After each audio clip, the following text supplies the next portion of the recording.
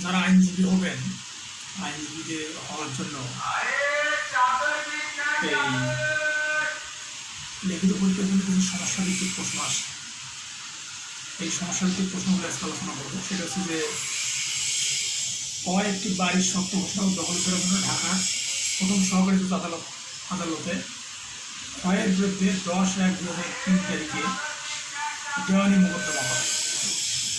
দেওয়ানি মোকদ্দমার নাম হচ্ছে 1/2003 দাখিল করে। আদালত দেখে যে আর্জিতে যে ত্রুটিকার চাওয়া হয়েছে তাতে মোকদ্দমার মূল্য কম দেখানো হয়েছে। ফলে আদালত 20/1/2003 তারিখের মধ্যে মোকদ্দমা মূল্য সংশোধন করার নির্দেশ দেয়। বাদী আদালতের নির্দেশ পালনে ব্যর্থ হলে আদালত 21/1/2003 তারিখে এক আদেশে আর্জি খারিজ করে। যে বাদীর জন্য কি কোনো প্রতিকার আছে এটা বর্ণনা করতে হবে। আমরা ঘটনা বিবরণটা করলাম। এমন বিচারিত বিষয় হচ্ছে যে বাদীর জন্য কোনো প্রতিকার আছে কি না। তাহলে বাদী আদালতের নির্দেশ পালনে ব্যর্থ হলে আদালত 21/1/2003 তারিখে এক আদেশে আর্জি খারিজ করে। যে বাড়ির জন্য কি কোনো প্রতিকার আছে, যে বাড়ির জন্য কোনো বিচারিত বিষয় হচ্ছে বাড়ির জন্য কোনো প্রতিকার আছে কি না। তাই আইন উন্নয়ন পর্যালোচনা ও সিদ্ধান্ত the code of civil procedure 1908-এর 2 ধারা অনুযায়ী আর্জি নাকচ আদেশ একটি ডিগ্রি। সুতরাং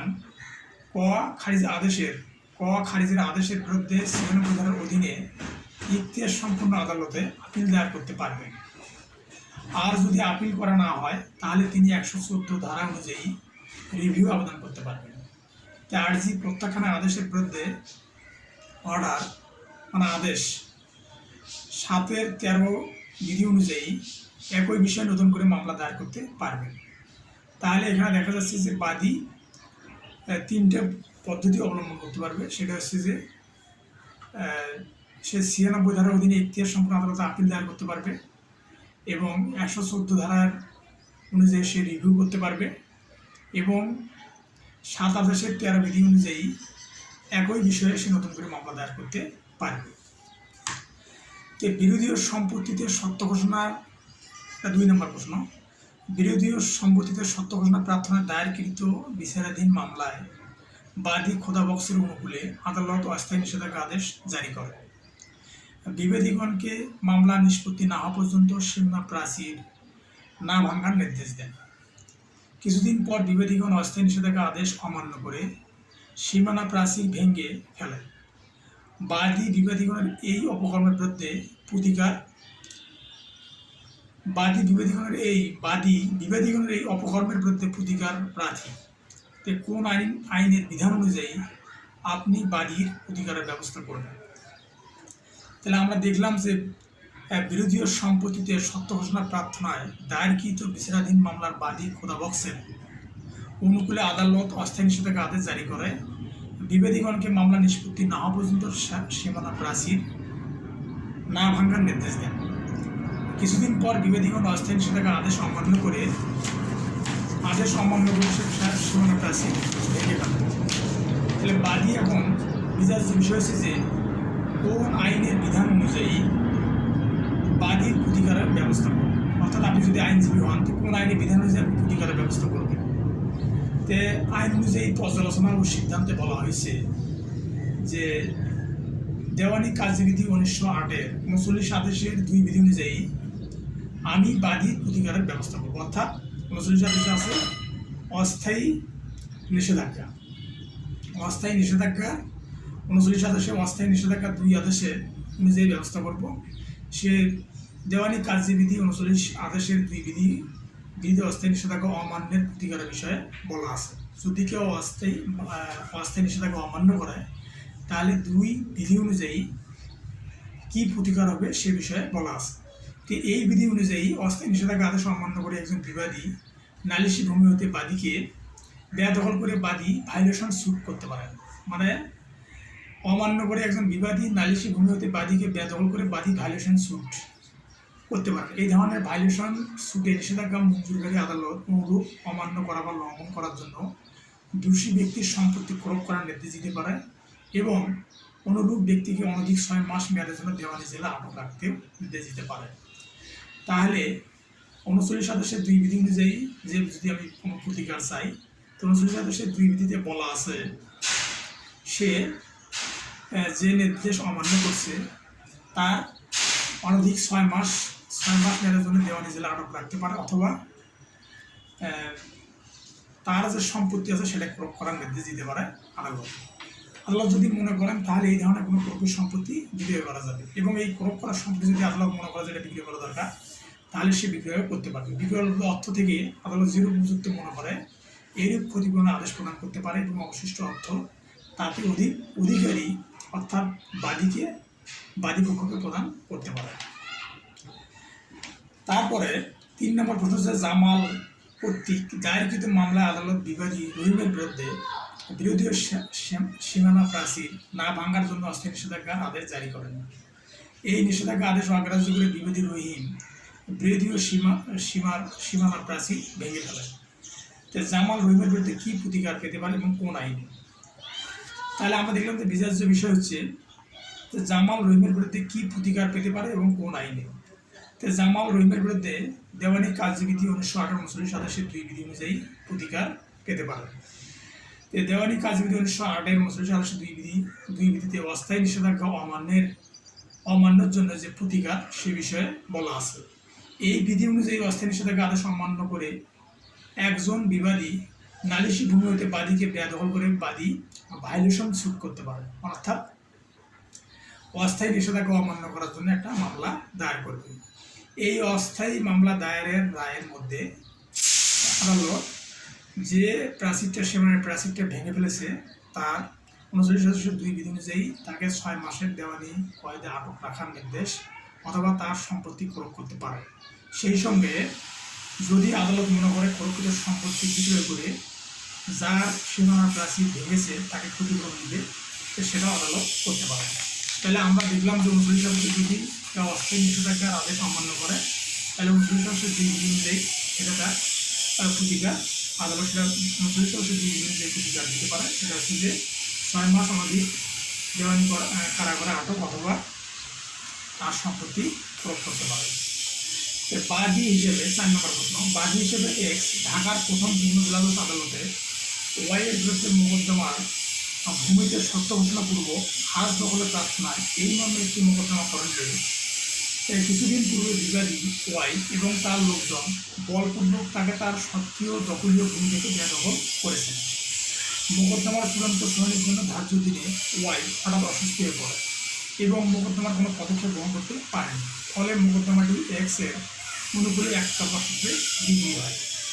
একতরফা রায় বাতিল করার জন্য ওয়াই আপনাকে অ্যাডভোকেট হিসেবে নিযুক্ত করেন। ওয়াইয়ের পক্ষে সম্ভাব্য যে সব প্রতিকার উন্মুক্ত আছে সেসব বিস্তারিত আলোচনা করেন। তাহলে আপনার বিবেচনা ওয়াইয়ের জন্য একতরফা ডিগ্রি বাতিল করার জন্য সব থেকে সহজ কার্যকর পদক্ষেপ কোনটি? তাহলে বিচার্য বিষয় হচ্ছে এখানে ওয়াইয়ের পক্ষে সম্ভাব্য যেসব প্রতিকার উন্মুক্ত আছে সেই সব বিষয়ে বিস্তারিত আলোচনা করা, এবং ওয়াইয়ের জন্য একতরফা ডিগ্রি বাতিল করার জন্য সব থেকে সহজ কার্যকর পদক্ষেপ কোনটি হবে। তাহলে আইন অনুযায়ী পর্যালোচনা ও সিদ্ধান্ত যদি আমরা যাই সেখানে দেখি যে ওয়াই প্রথমত দেওয়ানি কার্যবিধি 1908-এর 9 আদেশের 13 বিধির অধীনে 20 দিনের মধ্যে একতরফা ডিগ্রি পাওয়ার জন্য আবেদন করতে পারে। তাহলে 9 আদেশের দেওয়ানি কার্যবিধি 9 আদেশের 13 দিন অনুযায়ী 30 দিনের মধ্যে একতরফা ডিগ্রি পাওয়ার জন্য আবেদন করতে পারে। আর এই বিধিতে বলা হয়েছে কোনো মোকদ্দমা বিবাদীর বিরুদ্ধে একতরফা ডিগ্রি প্রদান করা হয়ে থাকলে তার রদ করার জন্য বিবাদী বিধানকারী আদালতে আবেদন করতে পারে। এই ধরনের আবেদনকে স্থায়ী মামলা বলে। মানে যদি বিবাদীর বিরুদ্ধে একতরফা রায় হয়ে যায় আর সেটা যদি প্রতিকার যদি কোনো মামলা করে সেটাকে বলি আমরা স্থায়ী মামলা।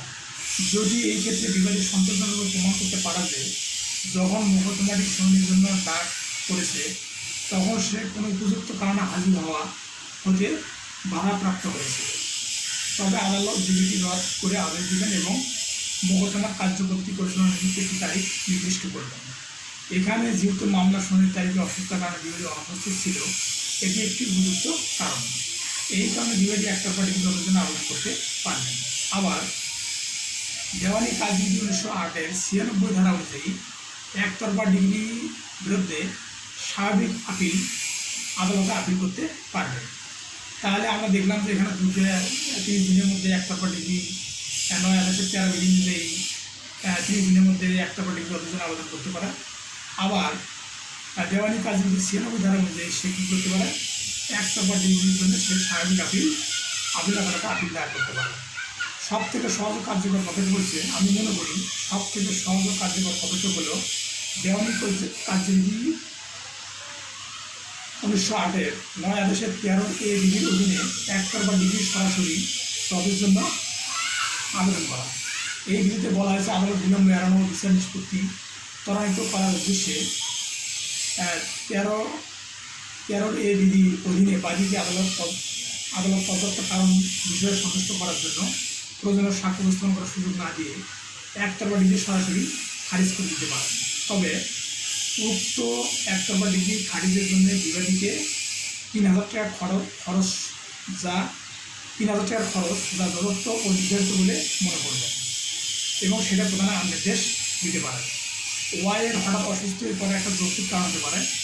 এই কারণের উপর ভিত্তি করে তিনি একতরফা ডিগ্রি সরাসরি অর্জনের জন্য আবেদন করতে পারবেন। এটি হলো সব থেকে সহজ ও কার্যকর পদক্ষেপ। যদি কোনো বিবাদীর বিরুদ্ধে যদি একতরফা ডিগ্রি হয় তাহলে সে 96 ধারা অনুযায়ী স্বাভাবিকভাবে আপিল করতে পারবে এবং 9 আদেশের 13 বিধি অনুযায়ী সে 30 দিনের মধ্যে একতরফা ডিগ্রি অর্জনের জন্য মোকদ্দমা করতে পারবে, স্থায়ী মামলা করতে পারবে। এবং সবচেয়ে বড় বিষয় হলো যে সে যদি 9 আদেশের 13A বিধি অনুযায়ী 3000 টাকা জমা দিয়ে সে সরাসরি একতরফা ডিগ্রি বাতিলের জন্য আবেদন করতে পারবে। আরেকটা প্রশ্ন হচ্ছে যে 10/3/2021 তারিখে এই নালিশ সম্পত্তির সত্য ঘোষণা ও খাস দখল উদ্ধারের জন্য ঢাকার প্রথম সহকারী জজ আদালত বিয়ের বিরুদ্ধে মোকদ্দমা নং 15/2011 রুজু করেন। কিন্তু আদালত দেখেন যে আর্জিতে যে প্রতিকার চাওয়া হয়েছে তার তায়দাদ মূল্য কম দেখানো হয়েছে। ফলে আদালত 31/3/2011 তারিখের মধ্যে তায়দাদ সংশোধন করার নির্দেশ দেন। বাদী আদালতের নির্দেশ পালনে ব্যর্থ হলে আদালত 7/4/2011 তারিখে এক আদেশে আর্জি খারিজ করেন। যে বাদীর জন্য কি কোনো প্রতিকার আছে, এটা হচ্ছে বিচার্য বিষয় হচ্ছে যে যে বাদীর জন্য কোনো প্রতিকার আছে কি না।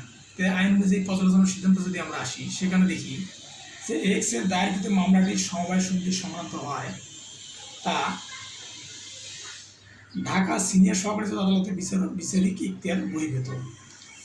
মানে এক্সের দায়েরকৃত মামলাটি সমবায় সমিতি সংক্রান্ত হয়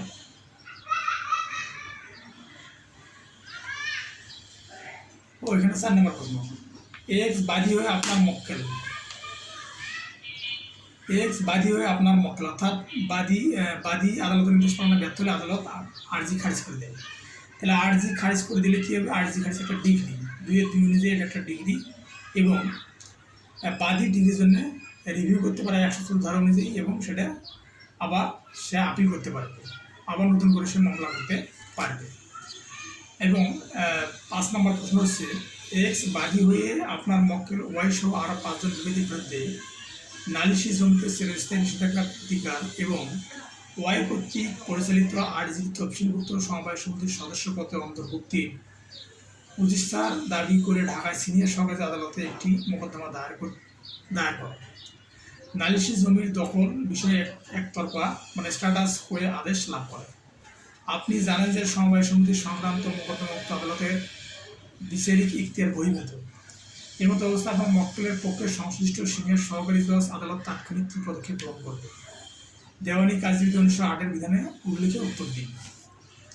তাহলে বিচার্য বিষয় হচ্ছে যে আপনার মক্কেলের সঙ্গে সংশ্লিষ্ট সহকারী সিনিয়র জজ আদালত তাৎক্ষণিক কী পদক্ষেপ গ্রহণ করবে। তাহলে আইন অনুযায়ী পর্যালোচনার সিদ্ধান্ত বলা হয়েছে যে এক্সের দায়েরকৃত মামলাটি সমবায় সমিতির সংক্রান্ত হয় তা ঢাকার সিনিয়র সহকারী আদালতের বিচারিক ইখতিয়ার বহির্ভূত। এমতো অবস্থা আমি বিবাদী পক্ষে দেওয়ানি কাজবিধি 7 আদেশের 11D বিধি অনুসারে আর্জি খারিজের আবেদন করব। তাহলে 7 আদেশের 11D বিধি অনুসারে আর্জি খারিজের আবেদন করব, কারণ 7 আদেশের 11D বিধিতে বলা হয়েছে মামলা গ্রহণের ক্ষেত্রে বিধিনিষেধ থাকলে বা আইনগত বাধা প্রতিবন্ধকতা প্রতীয়মান হলে আদালত আর্জি খারিজের সিদ্ধান্ত দিতে পারবে। সমবায় আইনে সমবায় সমিতির কোনো বিষয় বা বিরোধ নিষ্পত্তির জন্য সুস্পষ্ট বিধান আছে। ওই বিরোধ সংক্রান্ত বিষয়ের নিষ্পত্তির জন্য উক্ত আইনে যেসব বিধান রয়েছে সেই বিধান অনুযায়ী প্রতিকার লাভের জন্য উপযুক্ত কর্তৃপক্ষের নিকট আবেদন করতে হবে। এরূপ ক্ষেত্রে দেওয়ানি আদালত প্রতিকার চাওয়া অধিকার বাড়িতে বলে গণ্য হবে, অর্থাৎ বাতিল বলে গণ্য হবে। তাই আলোচ্য অংশে এক্সের দায়ের করা সমবায় সমিতির সদস্য পদে অন্তর্ভুক্তির দাবি করে সিনিয়র সহকারী জজের আদালতে দায়ের করা মোকদ্দমা আইনে বাড়িত, তাই এই মোকদ্দমা প্রাপ্ত একতরফা স্ট্যাটাস হয়ে বাতিল বলে গণ্য হবে। তাহলে আপনি যদি আপনি যদি ইখতিয়ার বহির্ভূত কোনো আদালতে, অর্থাৎ ইখতিয়ার নাই সেই রকম আদালতে যদি মামলা করে সে কোনো রায় বা ডিগ্রি লাভ করে, যেটাকে স্ট্যাটাস কোয়ে বা সুমোটো রায় বলা হয়, তো এই ক্ষেত্রে আপনার কাজ হচ্ছে যে 7 আদেশের 11 বিধি অনুসারে আরজি খারিজের আবেদন করা। এই জন্য যেহেতু তার এইটাতে তার কোনো ইখতিয়ার নাই, ওই আদালতের ইখতিয়ার নাই, তারপরও সে এই ধরনের রায় প্রদান করছে, তাহলে এই জন্য আপনি এখানে কী করবেন যে আরজি খারিজের জন্য আবেদন করবেন। আর মামলা গ্রহণের ক্ষেত্রে বিধিনিষেধ থাকলে বা আইনগত বাড়িতে প্রতিমান হলে আদালত আরজি খারিজের সিদ্ধান্ত দিতে পারেন। যেহেতু সমবায় আইনে সমবায় সমিতি কোনো বিষয় বা বিরোধ নিষ্পত্তির জন্য সুস্পষ্ট বিধান আছে, মানে সমবায় সমিতি যে বিষয়গুলো সেগুলো স্পষ্ট একটা আইন আছে, সেই আইনের সুস্পষ্ট বিধান আছে এবং ওই আইন অনুযায়ী যেটা হবে সেই অনুযায়ী এটাকে পরিচালনা করতে হবে। তাই আপনি 7 আদেশের 11 বিধি অনুযায়ী এটা আরজি খারিজের আবেদন করতে পারবেন এবং মামলা দায়ের করতে পারবেন। 6 নম্বর প্রশ্ন, ডি এবং সি যথাক্রমে ঢাকা ও চট্টগ্রামের ব্যবসায়ী। সি এর প্রতিনিধির মাধ্যমে ঢাকায় ডি এর নিকট থেকে কিছু পূর্ণ ক্রয় চুক্তি করেন। চুক্তি মোতাবেক ডি তা সরবরাহ করলে সি তার মূল্য পরিশোধ করেন। ডি মূল্য আদায়ের জন্য ঢাকা উপযুক্ত আদালতে মামলা করেন। সি মামলাটি চট্টগ্রামে উপযুক্ত আদালতে বদলি করতে চান। সি এর বিজ্ঞ আইনজীবী হিসেবে আপনার করণীয় কি? তাহলে বিচার যে বিষয় হচ্ছে যে সি এর বিজ্ঞ আইনজীবী হিসেবে আপনার করণীয়, অর্থাৎ সে ঢাকা থেকে চট্টগ্রামে মামলাটা বদলি করতে চান, তাহলে আপনি আইনজীবী হিসেবে কী করবেন? তো আইন অনুযায়ী পর্যালোচনার সিদ্ধান্ত বলা হয়েছে, দেওয়ানি কার্যবিধি 1908-এর 22 ধারার বিধান মতে 2 বা ততোধিক আদালতের যে কোনো একটিতে যখন কোনো মামলা করা চলে এবং মামলাটি তার ভেতর যে কোনো একটি আদালতে দায়ের করা হয়, তখন যে কোনো বিবাদী পক্ষ নোটিশ দিয়ে প্রথম সম্ভাব্য সুযোগ ও বিচার্য বিষয় নির্ধারণের সময় বা তার পূর্বে অপর একটি আদালত স্থানান্তরের জন্য আবেদন করতে পারে। তার মানে 22 ধারা অনুযায়ী এই মামলাটা চট্টগ্রাম উপযুক্ত আদালতে বদলি করতে যদি চায়, তাহলে বিবাদী পক্ষকে নোটিশ দিয়ে এবং বিচার্য বিষয় নির্ধারণের সময় বা তার পূর্বে 22 ধারা অনুযায়ী এই মামলাটা স্থানান্তরের জন্য আবেদন করতে হবে। এবং আদালত এরূপ আবেদনপত্র পাওয়ার পরে অপর পক্ষের আপত্তি যদি থাকে শুনানি করে ইখতিয়ার সম্পন্ন আদালতগুলোতে মামলা ঘোষণা তা স্থির করে দেবে এবং বিবাদীকে নোটিশ দেওয়ার সাথে বিবাদীকে নিয়ে একটা শুনানি হবে। শুনানির পর যদি বিবাদী যদি কোনো জোর আপত্তি না থাকে, তাহলে এই মামলাটা কোন দিকে যাবে বা কোন আদালতে চলবে সে বিষয়ে তার সিদ্ধান্ত দেবেন। তো দেওয়ানি কার্যবিধি 1908-এর 23 ধারার বিধান মতে যখন ইখতিয়ার সম্পূর্ণ একাধিক আদালতে একই আপিল আদালতের অধীন হয়, অর্থাৎ যখন ইখতিয়ার সম্পূর্ণ একাধিক আদালতের একই আপিল আদালতের অধীন হয়, তখন উক্ত আপিল আদালত 22 ধারা অনুযায়ী আবেদন পেশ করা যায়। আর যখন অনুরূপ আদালতগুলি বিভিন্ন আপিল আদালতের আওতাধীন হয় এবং তখন হাইকোর্ট ডিভিশনে আবেদন পেশ করতে হয়। তাহলে যেহেতু চিটাগাং এবং ঢাকার বিষয়, তাহলে এখানে হাইকোর্ট ডিভিশনে আবেদন করতে হবে। আলোচ্য অংশে মূল্য পরিশোধের মামলা ডি বাদী এবং সি বিবাদী। ডি ও সি দুই জেলার ব্যবসায়ী।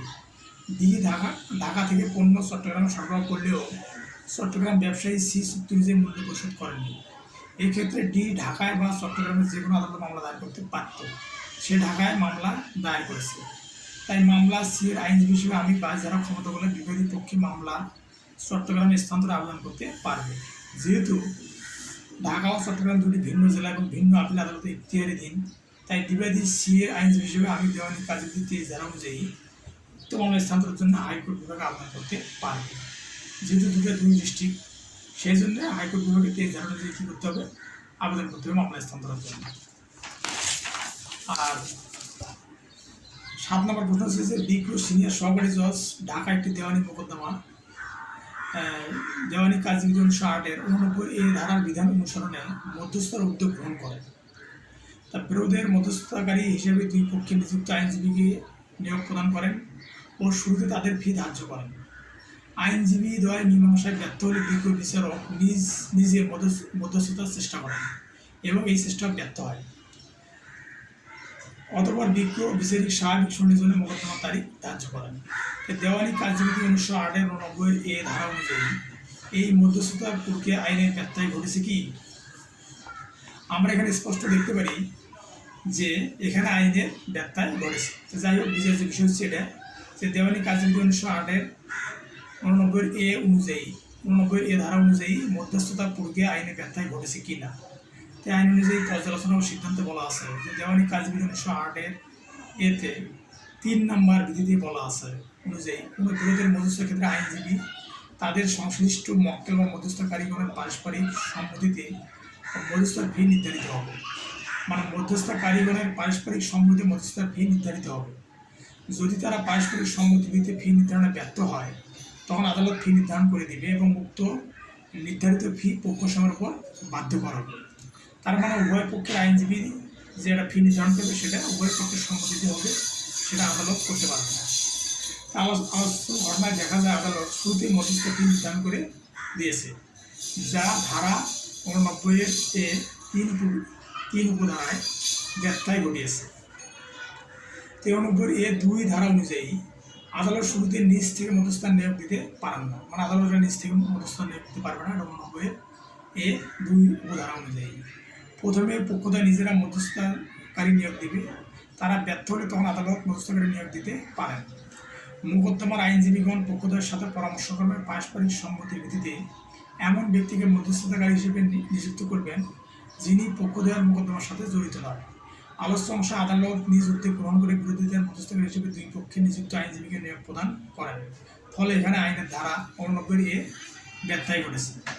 তাহলে প্রথমে পক্ষদ্বয় নিজের মধ্যস্থতাকারী নিয়োগ দিবে, তারা ব্যর্থ হলে তখন আদালত সেটা করবে, কিন্তু তারা তাদের সাথে পারস্পরিক বা সম্মতি না নিয়ে কী করছে, আদালত মধ্যস্থতাকারী নিয়োগ করে দিয়েছে। তাহলে এখানে 89 এ 2 উপধারায় ব্যত্যয় ঘটেছে।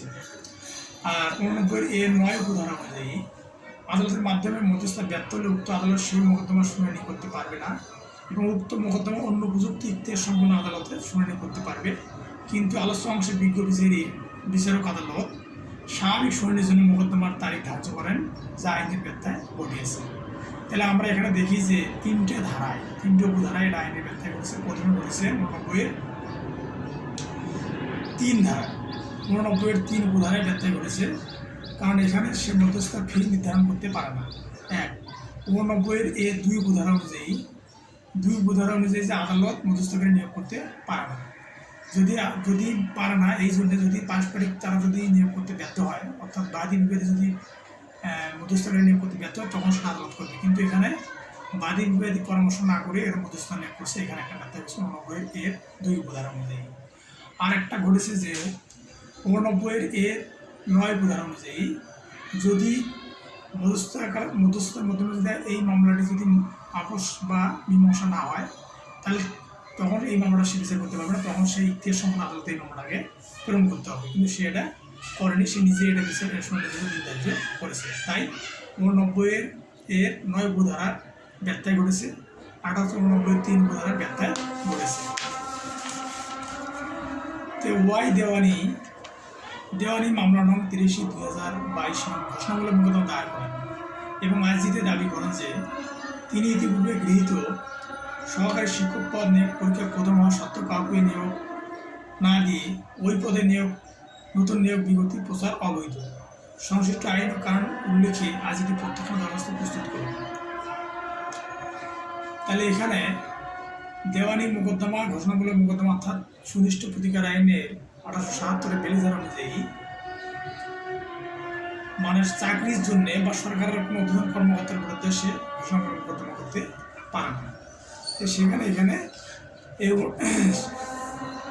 অর্থাৎ নিয়োগ পরীক্ষার জন্য সে এখানে ঘোষণামূলক মোকদ্দমা দায়ের করতে পারে না।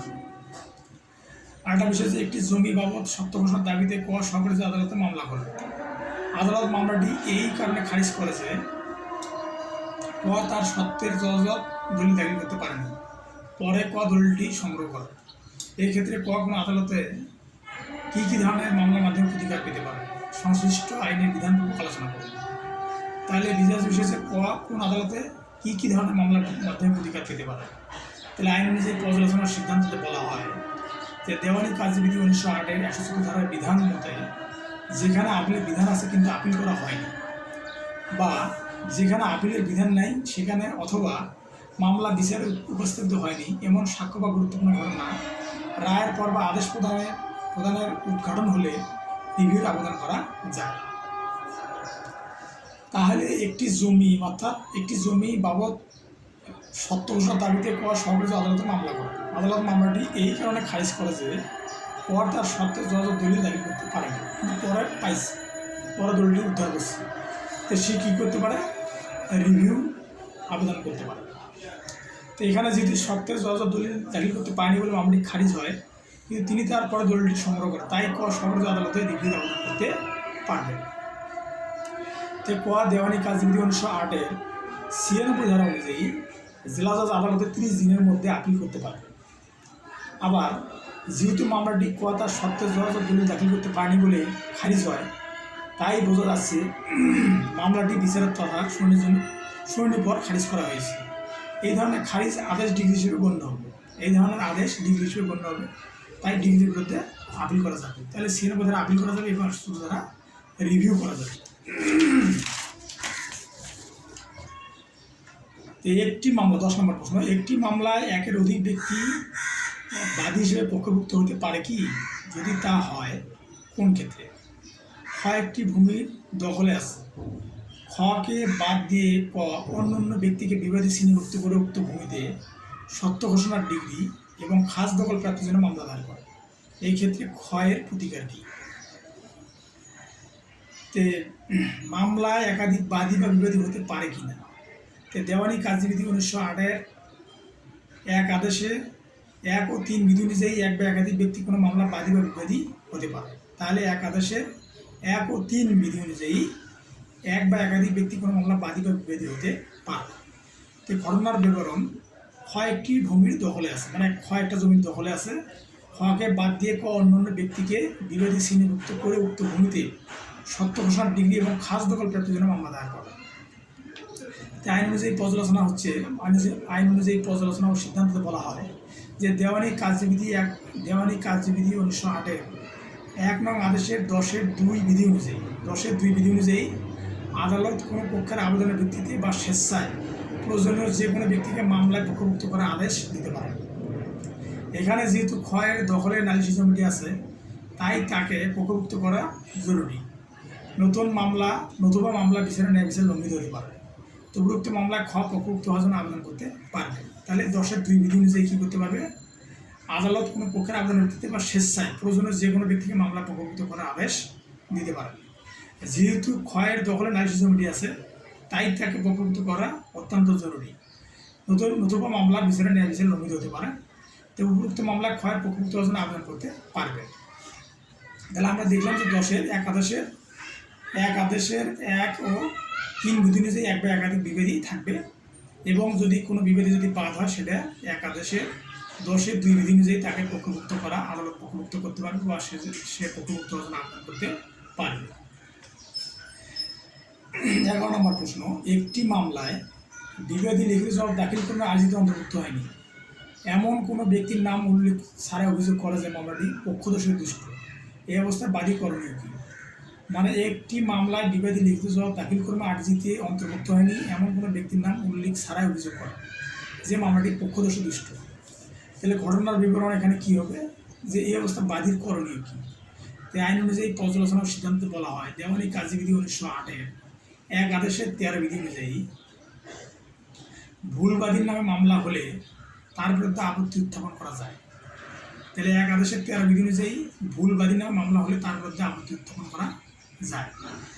10 বিধি অনুযায়ী আদালত সন্তুষ্ট হলে ভুল বাদীকে মামলা থেকে বাদ দেওয়ার নির্দেশ দিতে পারে।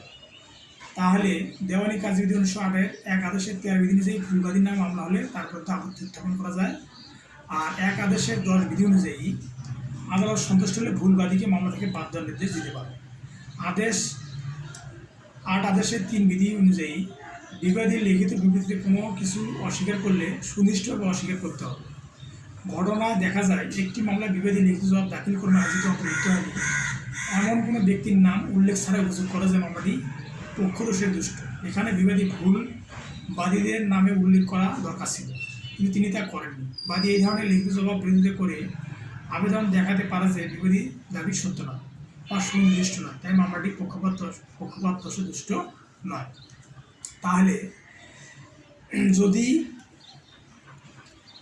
পক্ষপাতদোষের দুষ্ট যদি বিবাদী যদি এই কথা যদি উল্লেখ করে, তাহলে এখানে দেওয়ানি কার্যবিধি 1908 একাদশের 13 বিধি অনুযায়ী ভুল বাদী নামে মামলা হলে তার বিরুদ্ধে আপত্তি উত্থাপন করা যাবে। পাশাপাশি 10 বিধি অনুযায়ী আদালত সন্তুষ্ট হলে ভুল বাদীকে মামলা থেকে বাদ দেওয়ার নির্দেশ দিতে পারে। এখানে যেহেতু 8 আদেশের 3 বিধি অনুযায়ী বিবাদী লিখিত বিবৃতিতে কোনো কিছু অস্বীকার করলে সুনিশ্চিতভাবে অস্বীকার করতে হবে, মানে কোনো কিছু অস্বীকার যদি করে সেটা সুনিশ্চিতভাবে করতে হবে যে এইটা এই জমির সত্ত্বে বা দাবিতে নাই। ঘটনায় দেখা যায় একটি মামলায় বিবাদী লিখিত জবাব দাখিল করে আয়োজিত অন্তর্ভুক্ত হয়নি এমন কোনো ব্যক্তির নাম উল্লেখ ছাড়া অভিযোগ করা যে মামলাটি পক্ষদোষের দুষ্ট। তার মানে সে কোনো কিছু না জানিয়ে সে বলে যে মামলাটি পক্ষদোষের দুষ্ট, তাহলে এই ধরনের কাজ করা যাবে না। এখানে বিবাদী ভুলবাদীদের নাম উল্লেখ করা দরকার ছিল, কিন্তু তা তিনি করেননি। বাদী এই ধরনের লিখিত জবাবের বিরোধিতা করে আবেদন দেখাতে পারে যে বিবাদীর দাবি সত্য নয় বা সুনির্দিষ্ট নয়। এটার জন্য বাদী কী করতে পারে, যে বিবাদীর দাবি সত্য নয় এবং সুনির্দিষ্ট নয়, তাই মামলাটি পক্ষপাতদোষে দুষ্ট নয়। তাই মামলার বিষয়বস্তু সম্পর্কে কোনো পরিদর্শনের জন্য বিবাদী আবেদনের প্রেক্ষিতে, এটা 13 নম্বর প্রশ্ন, মামলায় বিষয়বস্তুর সম্পৃক্ত কোনো পরিদর্শনের জন্য বিবাদীর আবেদনের প্রেক্ষিতে আদালত উক্ত দলিলটি নির্দিষ্ট সময়ের মধ্যে দাখিল করার জন্য বাদীকে নির্দেশ প্রদান করে, কিন্তু বাদী আদালতের নির্দেশ পালনে ব্যর্থ হয় এবং ব্যর্থতার পরিত্রাণ কী হতে পারে, মানে কিন্তু বাদী আদালতের নির্দেশ পালনে ব্যর্থ হয়। এখন এই ব্যর্থতার পরিত্রাণ কী, আইনের প্রাসঙ্গিক বিধান উল্লেখ করে আলোচনা করবে। তাহলে বিচার্য বিষয় হচ্ছে এই ধরনের ব্যর্থতার পরিত্রাণ কী হতে পারে। তাই আইন অনুযায়ী পর্যালোচনার সিদ্ধান্তে বলা হয় যে দেওয়ানি কার্যবিধি 1908 11 আদেশের 21 বিধি অনুযায়ী যদি বাদীকে কোনো দলিল উপস্থাপনের জন্য আদেশ দেওয়া হয় এবং তিনি তা করতে ব্যর্থ হন, তাহলে পরিচালনার অভাবে তার মোকদ্দমা খারিজ হওয়ার জন্য সে দায়ী হবে। এভাবে মোকদ্দমা খারিজ হলে বাদী 43 আদেশের 1 বিধি অনুযায়ী আপিল করতে পারবে।